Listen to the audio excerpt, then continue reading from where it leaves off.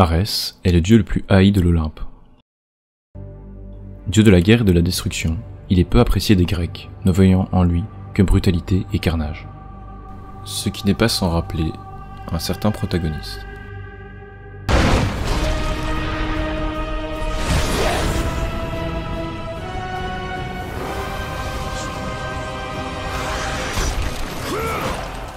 Traditionnellement, les Grecs interprètent son nom comme un dérive du mot tueur.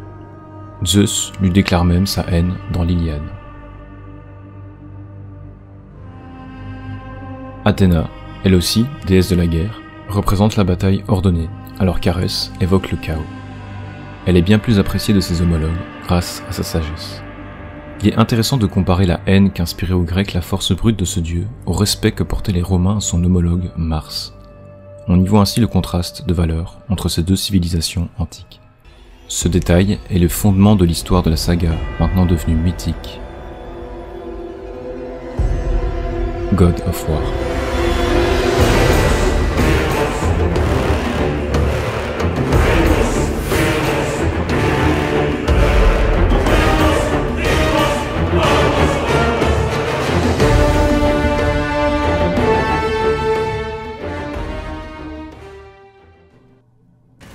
Depuis la sortie du nouvel opus de la saga, une idée commune veut que Kratos n'était pas un personnage très développé auparavant.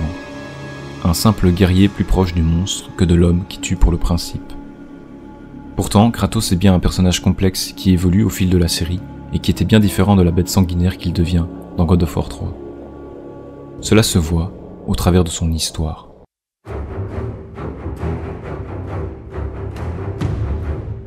Kratos, jeune enfant né de l'union de Zeus et d'une mortelle, Callisto, est élevé à Sparte afin d'être un guerrier. Il s'entraîne avec son frère, Deimos, qui porte des étranges marques rouges sur lui. Un oracle prédit à Zeus que l'Olympe est menacé par un mortel portant des traces rouges sur son corps. Arès pense immédiatement à Deimos et se charge de l'enlever lui-même. Kratos, en tentant de sauver son frère, se fait marquer à l'œil d'une cicatrice. En l'honneur de son confrère qu'il pense mort, Kratos se fait tatouer en rouge les marques de Deimos et promet de ne plus jamais perdre un combat, car il voit son incapacité à sauver les siens comme un échec qui ne peut plus se reproduire. En bon spartiate, Kratos devient un guerrier sanguinaire et élimine les barbares jusqu'à ce qu'il tombe sur une horde trop puissante contre lui. Ayant fait la promesse à son frère de ne plus jamais perdre un combat, le Spartiate supplie le dieu de la guerre de lui venir en aide. Ce dernier lui répond en lui donnant un pouvoir surpuissant qui permet à Kratos de tuer tous ses ennemis. Mais en échange de cette faveur, Kratos est maintenant au service d'Arès. Pour symboliser cette liaison, il se fait graver des chaînes à ses avant-bras, directement reliées à deux lames. Sa nouvelle arme surpuissante représente aussi son enchaînement. Kratos va alors aux quatre coins de la Grèce pour tuer tous les barbares sous les ordres d'Arès, mais ce dernier lui fait faire l'impardonnable. Il pille plusieurs villages aveuglément et finit par entrer dans sa propre maison, sans s'en rendre compte, et tue sa femme et sa fille dans l'action. Il se réveille alors de sa rage et Arès lui annonce avoir guidé volontairement le Spartiate vers sa famille afin de tuer sa seule faiblesse. Premièrement, ce genre d'histoire peut fortement rappeler quelqu'un d'autre. Aveuglé par les ordres d'un supérieur, le héros tue aveuglément, sans se rendre compte des dégâts qu'il cause. Deuxièmement, Arès commet ici une grave erreur, puisque Kratos n'aura plus d'autre but dans la vie que de se venger. Le dieu de la guerre, dans sa quête de créer un guerrier surpuissant, cause sa propre perte en construisant la bête qui le tuera. Pour ajouter un trait caractéristique à Kratos, la voyante du village, dans un dernier acte, maudit le guerrier en plaçant sur son corps les cendres de sa femme et de sa fille qu'il devra porter pour le restant de sa vie. Ce qui lui donne cet aspect blanchâtre et qui lui vaudra le surnom de fantôme de Sparte. À la suite de cet événement, Kratos est hanté par les visions de sa famille. Athéna apparaît alors pour lui proposer une solution. S'il obéit aux ordres des dieux, ceux-ci effaceront de sa mémoire son meurtre. Il accepte et se voit pour mission de tuer celui qui est réellement la cause de tous ses problèmes, Arès. Pourquoi les dieux veulent la mort d'Arès? C'est là que la place qu'avait le dieu de la guerre dans la mythologie grecque fait justement écho. C'est spécifiquement Athéna qui demande à Kratos de tuer Arès, la déesse qui représente l'opposé même d'Arès et qui le déteste le plus. Afin que Kratos puisse réellement tuer Arès, il ouvre la boîte de Pandore afin d'obtenir le pouvoir de tuer les dieux. En ce faisant, il libère aussi les malédictions sur le monde, ce qui corrompt les hommes, mais surtout les résidents de l'Olympe. L'erreur du dieu de la guerre, en tuant la famille du guerrier qu'il veut construire, paraît grossière. Son côté chaotique et inconséquent reflète bien la haine qu'avaient les Grecs pour ce dieu. Il meurt dans l'erreur, aveuglé par sa soif de puissance. Mais si l'on regarde plus subtilement, il peut s'agir d'une réussite.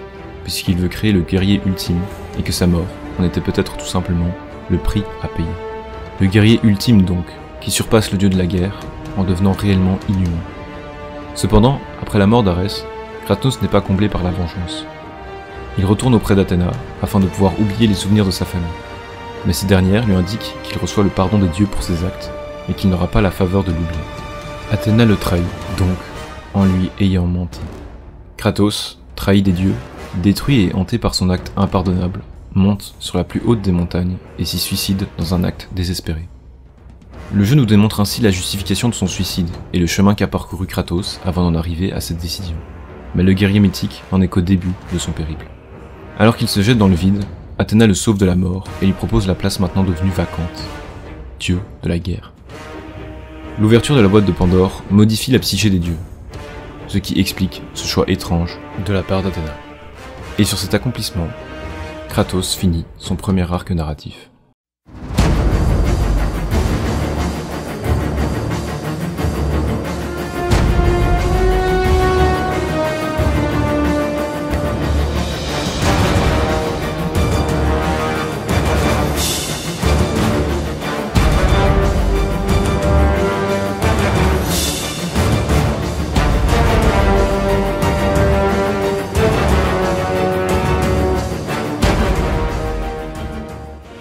Tu le paieras un jour, Zeus. Sois-en certain.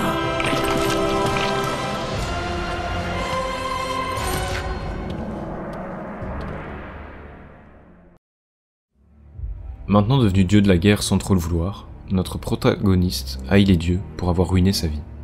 Ils sont responsables de la mort de son frère, de sa femme et de sa fille, en plus de l'avoir trahi en lui promettant l'oubli. Kratos se reconstruit en trouvant une nouvelle famille auprès des guerriers spartiates. Aidé de ses nouveaux pouvoirs divins, le nouveau dieu de la guerre et son armée spartiate se propagent de plus en plus dans la Grèce. Mais les dieux n'acceptent pas totalement la rage sans fin de Kratos, et à chaque nouvelle ville détruite, la colère des dieux grandit. C'est dans la ville de Rhodes que Zeus décide d'agir en animant d'abord le colosse de Rhodes, puis en apparaissant face à Kratos, en personne, et en le tuant grâce à la lame de l'Olympe. Le dieu des dieux tue ensuite tous les Spartiates et détruit la ville de Sparte afin de punir Kratos dans sa mort. Ce dernier, après avoir perdu sa famille et avoir été trahi par les dieux pour la deuxième fois, jure vengeance contre tous les dieux dans son dernier souffle. Gaïa apparaît alors à Kratos pendant qu'il est emmené en enfer et lui explique qu'il peut obtenir sa vengeance s'il aide les titans. Il sort alors des enfers pour la troisième fois et chevauche Pégase afin de retrouver les sœurs du destin qu'il finit par massacrer. Il obtient alors le contrôle de l'espace et du temps afin de retourner dans le passé pour empêcher Zeus de le tuer. Il gagne alors son duel, mais juste avant que Kratos tue Zeus de sa lame, Athéna s'interpose et meurt à sa place. Zeus s'enfuit et Kratos remonte dans le temps, au moment où les dieux entreprennent d'enfermer les titans au Tartare. Il leur propose alors de les ramener avec lui dans le présent afin de prendre leur revanche. Ce qui nous amène au dernier passage de God of War. Ma vengeance s'achève.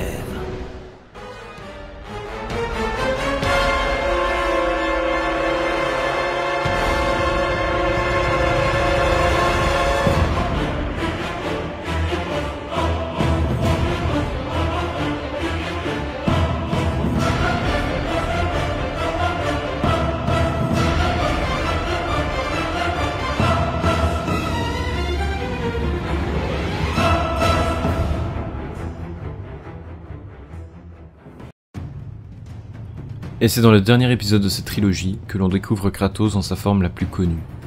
Quand le dieu de la guerre arrive en haut de l'Olympe au début du jeu, le peu d'humanité qui lui reste est détruite dans son échec face à Zeus et dans la trahison de Gaïa qui le laisse tomber dans le Styx. Une fois remonté du Styx, Kratos est entièrement consumé par sa haine et sa colère. L'entièreté de son monde a été tuée ou l'a trahi, et on peut trouver dans les autres jeux, surtout dans God of War 1 et Ascension, que Kratos attache réellement une importance à sa réputation et à ses actes auparavant. Mais à cet instant précis, il change et devient un monstre qui n'a plus aucune considération pour qui que ce soit. Dans God of War 3, plus rien ne l'arrête, plus rien ne peut l'atteindre, il était exactement comme ce qu'Arès voulait qu'il soit, le guerrier ultime. Cette nouvelle vision du personnage est démontrée tout au long du jeu. Au début, quand Pérétis offre son arc à Kratos en échange de sa liberté, le guerrier décide de le brûler vivant pour ensuite quand même prendre son arc. Cette mise en scène démontre que le protagoniste en est au stade où il tue les autres pour les choses qu'il lui offre. et cela démontre un autre point. Au début du jeu, le joueur est avec Kratos et veut tout autant que lui tuer les dieux afin d'obtenir vengeance. Mais plus le jeu avance, plus les dommages irréversibles et catastrophiques que cause Kratos sur le monde, auquel il est totalement insensible, créent une déconnexion entre le joueur et le héros. Il devient de plus en plus évident que les actes de Kratos sont mauvais. Il passe alors d'un anti-héros justifié à un monstre sans raison. Et les conséquences qu'apporte la mort des dieux nous démontrent au mieux que les dommages que cause Kratos sont de plus en plus injustifiables. Une seule citation peut alors résumer le stade mental de Kratos dans God of War 3.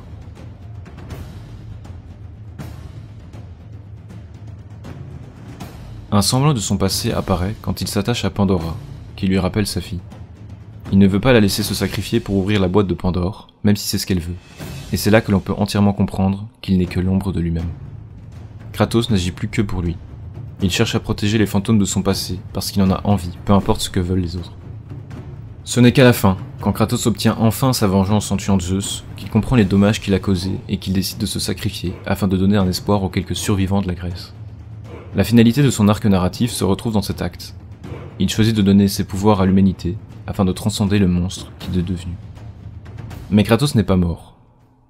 Que reste-t-il de ce passé monstrueux et dramatique dans la nouvelle épopée nordique ? À vous de le découvrir.